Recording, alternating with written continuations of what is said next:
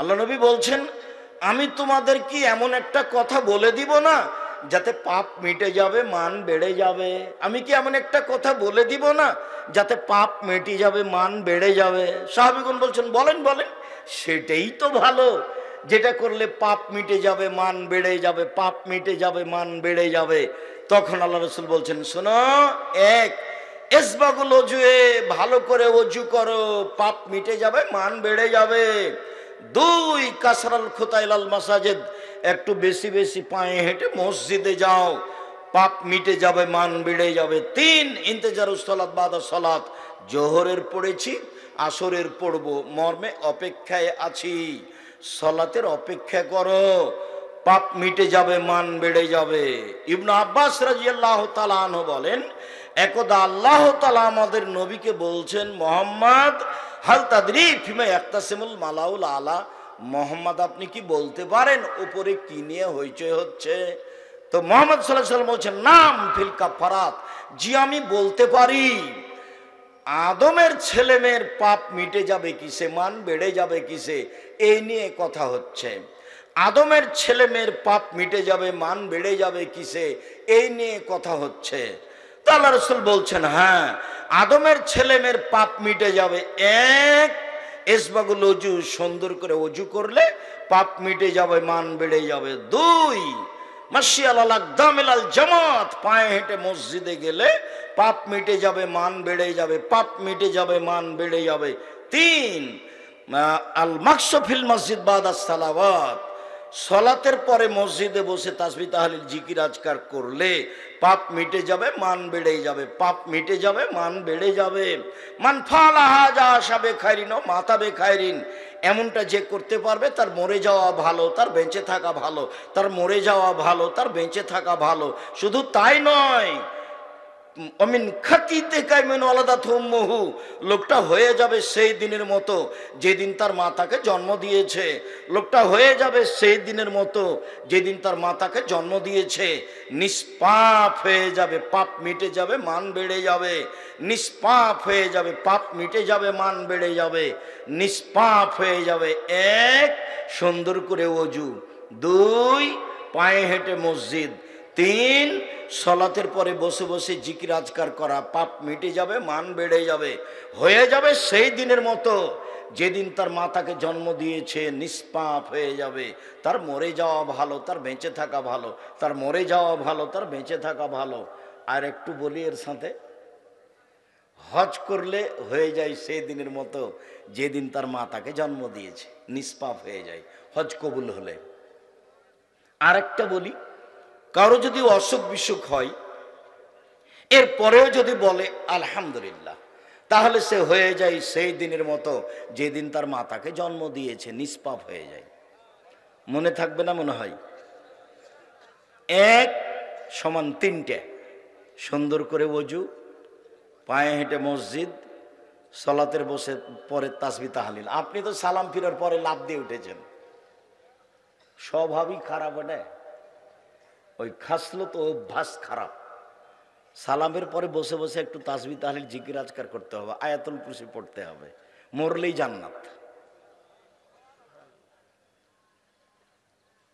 এটা তিনটে। একটা হজ যদি কবুল হয়, এক হলো পাপ মিটে আপনার যদি অসুখ বিসুখের উপরে আলহামদুলিল্লাহ বলেন। আরেকটা কথা আপনাকে বলি, রাসূল সাল্লাল্লাহু আলাইহি ওয়াসাল্লাম বলছেন, কারো যদি গায়ে জ্বর হয় তাহলে তার পাপ ঝরে যায় এভাবে, কামারের হাপড়ে, কর্মকারের হাপড়ে ভাটিতে স্বর্ণ চাঁদি লোহা দেওয়ার পরে যখন আগুন এটা লাল হয়ে যায়, তো স্বর্ণ চাঁদির লোহার উপর থেকে ময়লা যেভাবে ঝরতে থাকে, মানুষের গায়ে জ্বর হলে মানুষের পাপ সেভাবে ঝরতে থাকে। আর আপনি তো মাথা ব্যথা হলেই সিঙ্গাপুর, ধৈর্যের তো কোনো হিসাব থাকে না। এ ব্যাপারে অনেক আলোচনা অন্য সময়ে।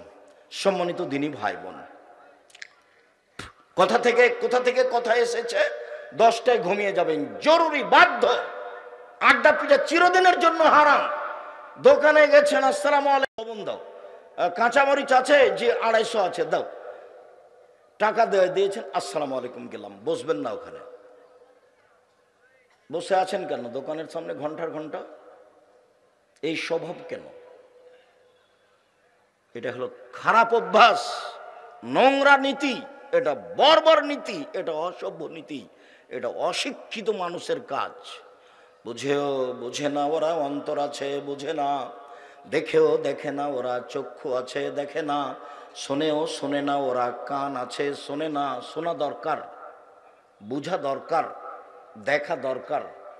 ওরা পশু প্রাণীর মতো, ওরা গরু ছাগলের মতো, ওরা কুকুর শ্রীগালের মতো, বালু মাজাল বরং তার চেয়ে খারাপ, এ কথা আল্লাহ বলছেন। চলেন, ভালো আচরণ এমন একটা ইবাদত, এ দিয়ে সবচেয়ে দামি জান্নাত পাওয়া যায়। এবার ছিল জান্নাতুল ফেরদাউস এতক্ষণ, এবার দামি জান্নাত, সবচেয়ে দামি জান্নাত। আবু মালিক আশআরী রাদিয়াল্লাহু তাআলা আনহু বলেন, একদা রাসূল সাল্লাল্লাহু আলাইহি সাল্লাম বললেন, ইন্না ফিল জান্নাতি লাগুরাফ ইরা যাহিরুহু মিন বাতিনিহা ওয়া বাতিনুহু মিন জাহিরিহা। জান্নাতে কতগুলি দামি দামি ঘর রয়েছে, খুব উন্নত মানের পদার্থ দিয়ে তৈরি, যার ভিতর থেকে বাহির দেখা যায়, বাহির থেকে ভিতর দেখা যায়, খালি টক টক টক টক করছে, ঝকঝক ঝকঝক করছে। তো সাহাবীগণ বললেন, লেমান হাজিহি, আল্লাহর নবী এত দামি ঘর কে পাবে, কার জন্য এত দামি ঘর? তখন আল্লাহ রাসূল বলছেন, লেমান আলানাল কালামা, যার স্বভাব ভালো সে পাবে, যার চাল চলন ভালো সে পাবে। কথা ধরে রাখতে হবে। এক নম্বরের হাদিস ছিল এক নম্বর হাদিস ছিল চাল চলনের নেকি সবচেয়ে ভালো। সেইখানে আর একটা কথা মাথায় জেগেছিল, ছুটেছিল, এখন একটু বলে দিই। দুনিয়াতে দুইটা তাসবিহ আছে, তার নেকিও ভারী, তবে সবচেয়ে ভারী নয়। একদা আল্লাহ রাসূল বলছেন, শোনো, দুইটা কালেমা, দুইটা বাক্য উচ্চারণে হালকা, আল্লাহর কাছে প্রিয়, দাড়ি পাল্লায় ভারী, সুবহানাল্লাহি ওয়া বিহামদিহি সুবহানাল্লাহিল আযীম। এর নেকি দাড়ি পাল্লায় ভারী, তবে সবচেয়ে ভারী নয়। মানুষের পাপ নেকি ওজন হবে, হিন্দুদের পাপ নেকি ওজন হবে না, এই জন্য যে তাদের নেকি নেই। ইহুদিদের পাপ নেকি ওজন হবে না, এই জন্য যে তাদের নেকি নেই। খ্রিস্টানদের পাপ নেকি ওজন হবে না, এই জন্য যে তাদের নেকি নেই। কাদিয়ানি, শিয়ে, এরকম ভ্রান্ত আকীদার মানুষ যারা, তাদের পাপ নেকি ওজন হবে না। কেন? তাদের নেকি নেই।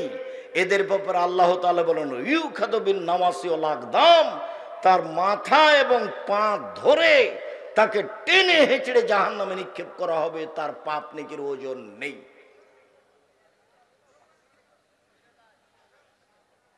সবচেয়ে দামি জান্নাত পাওয়া যাবে সদাচরণ দিয়ে, ভালো চাল চলন, ভালো কথা ভালো কর্ম, ভালো কথা ভালো কর্ম।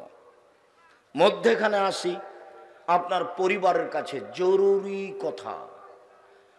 পরিবারের সাথে, মেয়ের সাথে ভালো আচরণ করলে, ভালো চাল চলন করলে আপনি একেবারে জাহান্নাম থেকে মুক্তি পাবেন। মানে কি? ভিন্ন ধরনের। সেটা হলো এইভাবে, আবু সাঈদ খুদরি রাদিয়াল্লাহু তাআলা আনহু বলেন, রাসূল সাল্লাল্লাহু আলাইহি ওয়াসাল্লাম বলেছেন, মান আলা সালাসা বানাতিন, কেউ যদি তিনটা মেয়ের লালন পালন করে, তিনটা মেয়ে, তিনটা বেটি, তিনটা মেয়ের লালন পালন করে, কিভাবে? এক, ফাআল্লামাহুন্না, তাকে বিদ্যা শিখিয়ে দেয়। দুই, ওয়া আদাবাহুন্না, তাকে শিষ্টাচার। পাস করান তো এক নেকিও হবে না। পড়াবেন কেন? জন্ম দিয়েছেন এই জন্য। এই জন্য তো আল্লাহ রাসূল ওইদিকে খুব শক্ত হয়ে গেলেন যে তিন শ্রেণীর মানুষ জান্নাতে যাবে না। এক, মদমিনুল খামর, যারা নিয়মিত বিড়ি, তামাক, জর্দা, সিগারেট, গুল, নেশাদার দ্রব্য খায়, পান করে, তারা জান্নাতে যাবে না। দুই, আর রাজলাতু মিনান নিসায়ে, পুরুষের বেশধারী নারী, যারা পুরুষের জুতা স্যান্ডেল পরে, যেসব মহিলা পুরুষের পোশাক পরে, শার্ট গেঞ্জি গায়ে দেয়, এরা জান্নাতে যাবে না। কেন এভাবে পোশাক পরে আসছে? ওর পরনে আছে স্কিন পায়জামা, অঙ্গ প্রত্যঙ্গ সব দেখা যায়। ওর বাপ সাথে আছে, মাথায় টুপি আছে। এটা কেমন বাপ? এটা বাপ নয়, এটা হলো ওর চাচা, এটা হলো ওর সৎ বাপ, এটা হলো ওর সৎ বাপ। শরম হয় না ওর বাপের? লজ্জা হয় না ওর বাপের? হায়া হয় না ওর বাপের? বাপ মেয়েরা বাঁচাবে এমনি অন্তরাল হবে? মেয়েকে লালন পালন করতে হবে, খাইস্টা মেস্টা করা হবে না।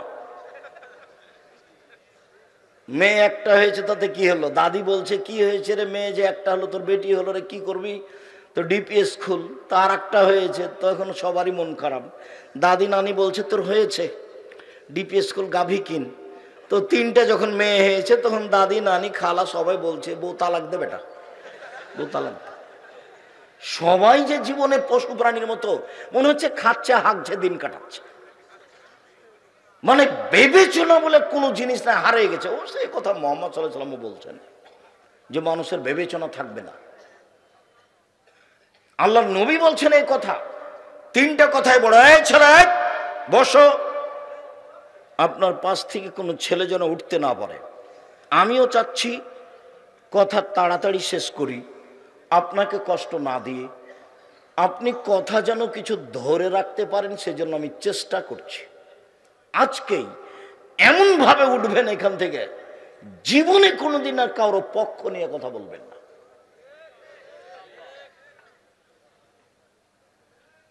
আমি একদিন বলছি হজ সফরে গিয়ে, যে আমাদেরকে সাথে নিয়ে গেছে, তা আমাদের আরো সাথী ভাই যারা আছে তারা এমন ভাবে বলছে যে তোকে দেখে নিব, তোকে বিমানবন্দরে ঢাকাতে দেখে নিব, তোকে উঠিয়ে নিয়ে যাব। মোয়াল্লেমকে বলছে। তো মোয়াল্লেমের দুই চোখের পানি ঝরঝর করে ঝরছে। তো আমি এখন সবাইকে বললাম, দেখেন আমি কোনোদিন হজ সফরে এসে কারো প্রতিবাদ করতে রাজি নই, তবে আমি এই কাজ করব না, আমি মোয়াল্লেমের দায়িত্ব পালন করব না, এটা আমি পছন্দ করি না। যারা করছে তারা আসলে টাকার স্বার্থে, রুজির স্বার্থেই করছে। তবে কথার কথা, জিবরাইল আলাইহিস সালামকে যদি মোয়াল্লেম করা হয় তবুও মানুষ মানবে না। এখন তো বিমান তো মানুষের হাতে, বিমানের সমস্যাও থাকতে পারে। তার মানে ও 2টার সময়তে ঢাকাতে বিমান হবে আমাদের বলেছে। আমরা বিমানবন্দরে ঢুকেছি, ঢোকার কিছুক্ষণ পরে বলছে বিমান 6টায়। দেখুন 4 ঘন্টা বসে থাকবেন তো আপনার মেজাজই খারাপ। আপনি হজ করতে এসেছেন, আল্লাহ তো ফাঁসে কি কথা বলতে, তর্ক করতে নিষেধ করে দিয়েছেন কোরআন মাজিদে। আপনি এখন কেমনে টিকবেন? তো এখন মানুষ মনে করছে, ওটা আব্দুল্লাহর বক্তব্য শুনলে বুঝতে পারবেন, মানুষ মনে করছে যে ভুল পথে আমি দায়িত্ব পালন করে জনগণের সেবা করব। এটা হতে পারে কি করে? এটা কেমনি হয়? আপনার ইলেকশন হচ্ছে আব্রাহাম লিঙ্কনের কাল্পনিক পদ্ধতি, তাতে মেথরও নেতা হতে পারবে। আর সিলেকশন হচ্ছে নবীর পদ্ধতি, এটা উমর রাদিয়াল্লাহু তাআলার পদ্ধতি। এই পদ্ধতিতেই মানুষকে নেতা হতে হবে, আজ হোক আর কাল হোক।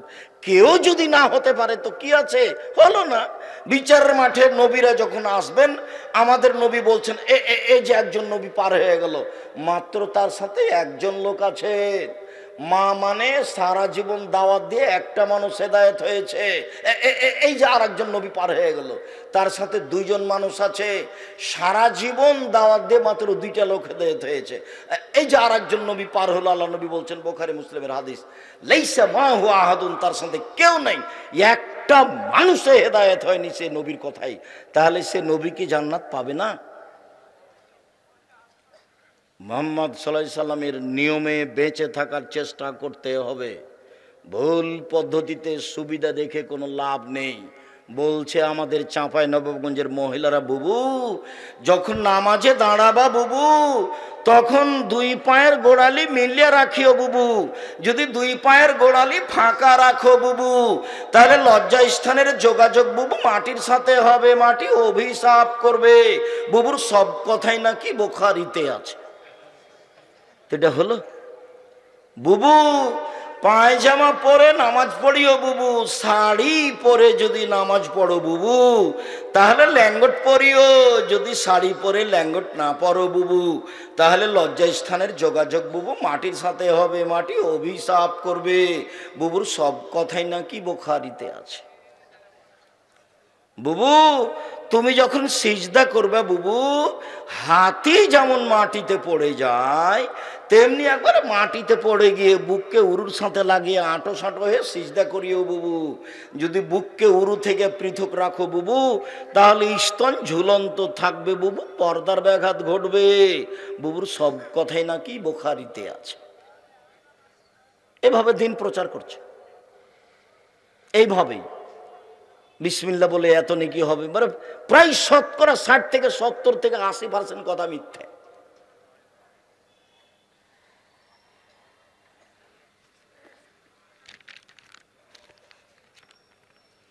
বহুদিন থেকে দেখে আসছে আপনাদেরকে, 30 বছর থেকে চলছে, তো 34 বছর 35 বছরে পড়েছে।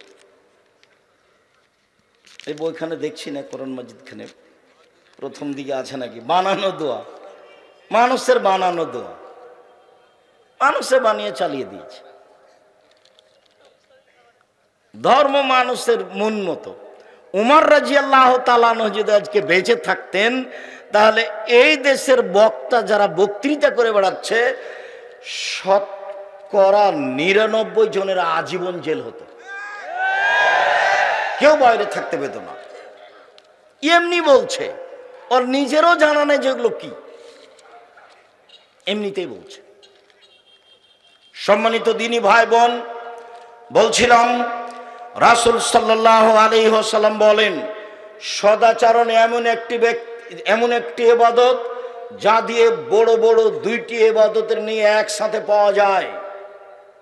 আয়েশা রাদিয়াল্লাহু তাআলা আনহা বলেন, ইন্নামাল মুমিন ইয়াজুদু বিহুসনি খুলুকিহি দারাজাতা সাইমুল কায়েম, নিশ্চয় মুমিন পুরুষ নারী তার ভালো চাল চলন দিয়ে নিয়মিত তাহাজ্জুদ পড়লে যত নেকি হয় তত নেকি পাবে।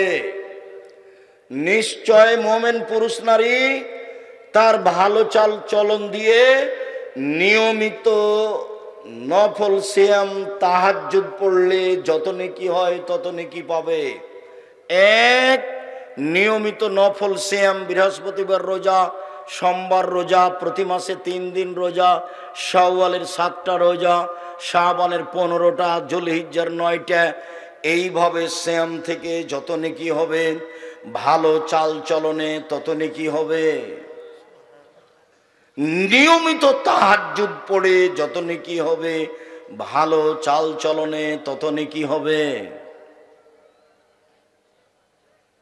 সম্মানিত দিনী ভাই বোন, সদাচরণ, রাসূল সাল্লাল্লাহু আলাইহি সাল্লামকে জিজ্ঞাসা করা হলো মান নাজাত, রাসূল সাল্লাল্লাহু আলাইহি সাল্লামকে জিজ্ঞাসা করা হলো মাল বিররু ওয়াল ইসমু, আল্লাহ নবী পাপ কি জিনিস, নেকি কি জিনিস? আল্লাহ রাসূল বলেন তো একটু, পাপ কি জিনিস, নেকি কি জিনিস? তখন আল্লাহ রাসূল উত্তরে বললেন, আল বিররু হুসনুল খুলুক, নেকি হলো ভালো আচরণ। আল্লাহ নবী বলবেন নেকি হলো তাহাজ্জুদ, আল্লাহ নবী বলবেন নেকি হলো হজ, আল্লাহ নবী বলবেন নেকি হলো 5 ওয়াক্ত সালাত। কিন্তু উত্তরে না বলে আল্লাহ রাসূল বললেন নেকি হলো ভালো চাল চলন। পৃথিবীর মানুষ শুনে রেখো, আল্লাহর নবীকে জিজ্ঞাসা করা হলো নেকি কি জিনিস, পাপ কি জিনিস? মুহাম্মদ সাল্লাল্লাহু আলাইহি সাল্লাম উত্তরে বললেন, পৃথিবীর মানুষ শুনে রেখো, নেকি হলো ভালো চাল চলন। সম্মানিত দিনী ভাই বোন, আগামীকাল সন্ধ্যা হতে হতে বড় ভাইয়ের হাত ধরে ক্ষমা নিতে হবে। গন্ডগোল আপনার বড় ভাইয়ের কারণেই হয়েছে, এরপরেও ক্ষমা আপনাকে নিতে হবে।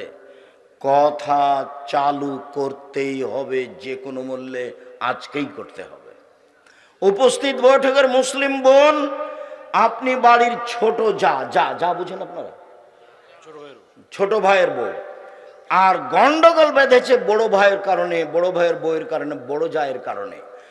আপনি ছোট যা, আপনাকে হাত ধরে ক্ষমা নিতে হবে এবং কথা চালু করতে হবে।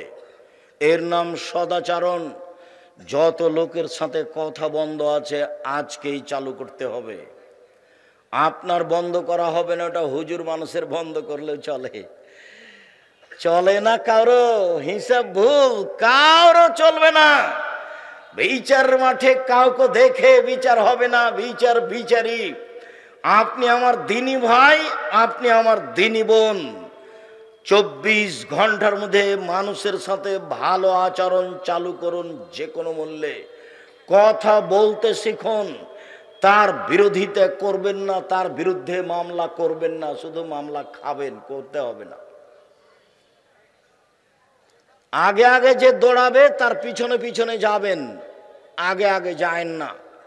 ফলাফল শেষে কিছুই না, ফলাফল শেষে কিছুই না। ঝগড়া লেগে সিমের গাছ কেটে ছাগলে খাই নিয়েছে, সেজন্য ঝগড়া লেগেছে। এমন বলা বলেছে, অশ্লীল ভাষা বলে মহিলা গালি দিয়েছে, বস্তির মহিলা। বিকালে বলছে যে গাছ খেয়েছে খেয়েছে, মন স্বাদ মিটিয়ে বলেছি, স্বাদ মিটিয়ে বলেছি। এরপরে কি গাছ ফিরে এসেছে? মনের ঝালে চলবেন না। মনের ঝালে চলবেন মানে শয়তান চালাচ্ছে, আপনার ভিতরে ভালো চালচলন নেই। তাহলে আপনার আচরণ রিক্সাওয়ালার মতো। এই যে এইখানে আপনার এটা কি জায়গা? তাহেরপুর। একজনের রিক্সা আর একজনের সাথে লেগে গেছে। তো যার সাথে লেগে গেছে সেই যে বললো, এমন বলা বললো, এই এলাকার ভাষা যেভাবে চলে। তো একটু পরে ওর রিক্সা আর একজনের সাথে লেগে গেছে, তখন ওইও তাকে বলল ওইভাবে, একই ভাষায়। ফলাফল কি আছে? আমাদের ড্রাইভার মাঝে মধ্যে একটু গরম হয়, কারো গাড়িতে একটু লেগলে ঠেকলে কিছু হলে। তা আমি বললাম, আচ্ছা তুমি যে জোর করে চিল্লাচিল্লি করে কিছু বললে, তো তোমার গাড়ির তো ক্ষতি হয়েছে, তো বলার পরে কি কিছু লাভ হলো? বলার পরে তো কিছু হলো না। প্রতিশোধ নেবেন না, প্রতিশোধ ওই পাতা ছিঁড়ে দেন, প্রতিশোধের পাতা ছিঁড়ে দেবেন। প্রতিশোধ নেই। প্রতিশোধ মানে শয়তান আপনাকে চালাচ্ছে, আপনার ভিতরে ভালো চাল চলন নেই। শুনুন, আব্দুল্লাহ নাম রাদিয়াল্লাহু তাআলা আনহু বলেন, চারটে জিনিস আছে যার, সবকিছু আছে তার। চারটে জিনিস আছে যার, জান্নাত আছে তার। চারটে জিনিস আছে যার, ইহকাল আছে তার, পরকাল আছে তার। তার একটা হচ্ছে হুসনু খালিকাতিন, ভালো চাল চলন যার, সবকিছু তার। ভালো চাল চলন যার, জান্নাত তার। ভালো চাল চলন যার, ইহকাল তার, পরকাল তার। এই কথা আমি বলিনি, এই কথা মুহাম্মদ সাল্লাল্লাহু আলাইহি সাল্লাম বলেন। পৃথিবীর মানুষ, দিনী ভাই বোন বাঙালি যারা আমার সাথে আছেন, যন্ত্রের মাধ্যমে সময়ের গতিতে অবগত হবেন। সকল দিনী ভাই বোনকে আমি অনুরোধ জানাচ্ছি যে আপনি দেখুন রাসূল সাল্লাল্লাহু আলাইহি সাল্লাম কিভাবে বলেন। আল্লাহর নবী মুহাম্মদ সাল্লাল্লাহু আলাইহি সাল্লাম বলেন, পৃথিবীর মানুষ, মান সাররাহু আইয়ুবসাতা লাহু ফি রিজকিহি ওয়া ইউনসা ফি আসরিহি। কেউ যদি চায় যে তার টাকা পয়সা বেশি হয়ে যাক, কেউ যদি চায় যে তার ভাগ্য বেড়ে যাক, বয়স বেশি হয়ে যাক, এটা আল্লাহর নবী বলছেন। কেউ যদি চায় আমার একটু বয়স বেশি হয়ে যাক, আরো 5 বছর বেঁচে থাকি, কেউ যদি চায় আমার পয়সাপাতি যেন বেশি হয়ে যায়, তাহলে সে যেন ফালিয়াসিল রাহিমাহু, ভালো চাল চলন করে, ভালো আচরণ করে। ভালো চাল চলনে বয়স বেশি হয়, ভালো চাল চলনে রুজি বেশি হয়। হাদিস বুখারী মুসলিম। ভালো চাল চলন কি জিনিস? ক্ষমতা দেখে কথাই বলবেন না, বাস। দলীয় দাপটে কথাই বলবেন না। কোন দল করতে গিয়ে কাউকে খাটো চোখে দেখবেন না। তাহলে আপনার ভিতরে ভালো চাল চলন আসবে। সবসময় মাথাটাকে খালি রাখবেন, এখানে যেন কারো বেশি ভালোবাসা না থাকে। শুধু একজন, কার? মুহাম্মদ সাল্লাল্লাহু আলাইহি সাল্লাম। আব্দুর রাজ্জাক সাহেবের কথা যতই মিঠা লাগুক, আব্দুর রাজ্জাক সাহেব দেখলাম সেদিন বাম হাতে পানি খাচ্ছে, তো কাল থেকে কি আমিও বাম হাতে পানি খাবো? তা তো হতে পারে না। সম্মানিত দিনী ভাই বোন, রাসূল সাল্লাল্লাহু আলাইহি ওয়াসাল্লাম বলেন, পৃথিবীর মানুষ শুনে রেখো, মান ওয়াসালানি মান ওয়াসালাকে ওয়াসালতুহু আমান কাতাকে কাতাতুহু। আমি আল্লাহ বলছি, রহমান আমার নাম, রহমান থেকে সদাচরণ নির্গত হয়েছে। যে আমাকে নিবে আমি আল্লাহ তাকে নিব, যে আমাকে ছেড়ে দিবে আমি আল্লাহ তাকে ছেড়ে দিব। যার আল্লাহ নেই, যার ভিতরে সদাচরণ নেই, তার আল্লাহ নেই। যার সদাচরণ নেই তার আল্লাহ নেই। আব্দুর রাজ্জাক সাহেব, যার মেজাজ খারাপ, মুখ খারাপ, দলীয় দাপট দেখায়, ওইও যে খেতে পায়, আপনি যে বলছেন তার আল্লাহ নেই, আরে ও খেতে পায় হিন্দু যেভাবে পায়, ও খেতে পায় ইহুদি যেভাবে পায়, ও খেতে পায় খ্রিস্টান যেভাবে খায়। আল্লাহর দয়াতে খায় না, পৃথিবী ভোগ করে মাত্র। হাদিস তো বুখারী মুসলিম। আল্লাহর নবী বলছেন, আল্লাহ তাআলা বলেন, আমাকে যে নিবে, সদাচরণ যে নিবে, তাকে আল্লাহ আমি নিব। যে আমাকে ছেড়ে দিবে আমি আল্লাহ তাকে ছেড়ে দিব। আয়েশা রাদিয়াল্লাহু তাআলা আনহা বলেন, ওর রাহিম মুআল্লাকাতুন বিল আরশ, সদাচরণ আল্লাহর আরশ ধরে এভাবে ঝুলন্ত অবস্থায় বলছে, সদাচরণ আল্লাহর আরশ ধরে ঝুলছে, ঝুলন্ত অবস্থায় বলছে, আমি সদাচরণ বলছি, মান ওয়াসালানি ওয়াসালাহুল্লাহ, মান কাতানি কাতাহুল্লাহ। আমাকে যে নিবে আল্লাহ তাকে নিবেন, আমাকে যে ছেড়ে দিবে আল্লাহ তাকে ছেড়ে দিবেন। সদাচরণের মনে হচ্ছে রূপরেখা আছে। আল্লাহর আরশ ধরে এই কথা বলছে, আমাকে যে নিবে আল্লাহ তাকে নিবেন, আমাকে যে ছেড়ে দিবে আল্লাহ তাকে ছেড়ে দিবেন। সদাচরণ কি জিনিস? সম্মানিত দিনী ভাই বোন, আপনাকে আমি খুব ভালোবাসি। প্রতিশোধ বাদ দেন, প্রতিশোধ নিতে হবে না। আপনার ছেলেকে মেরেছে, মামলা করেছে, দুটা গালি দিয়েছে। একবারে হাকিমের সামনে যেমন কিছু বলে না, চুপচাপ থাকে। আমি যখন কোর্টে উঠলাম, সিলেট সুনামগঞ্জ কোর্টে, আমাকে উকিল বলল, চিরদিন আপনার কথা শুনেছি, আজকে আমার কথা শুনবেন। জজ যাই বলুক মুখ খুলবেন না, জজ যেটাই বলুক মুখ খুলবেন না। এখন জজ এক পর্যায়ে ওই যে আমার নামের লুথিটা এভাবে উল্টে রেখে দিল, দিয়ে বলল, মামলা নিয়ে আপনার সাথে কথা নেই, আপনার সাথে আমার কিছু কথা আছে, দিয়ে শুরু করলো। তো এক জায়গাতে গিয়ে বলছে, আপনি বলেছেন হোসাইন আহমদ মাদানী মুশরিক, আপনি বলেছেন হোসাইন আহমদ মাদানী দেওবন্দের মুহাদ্দিস মুশরিক।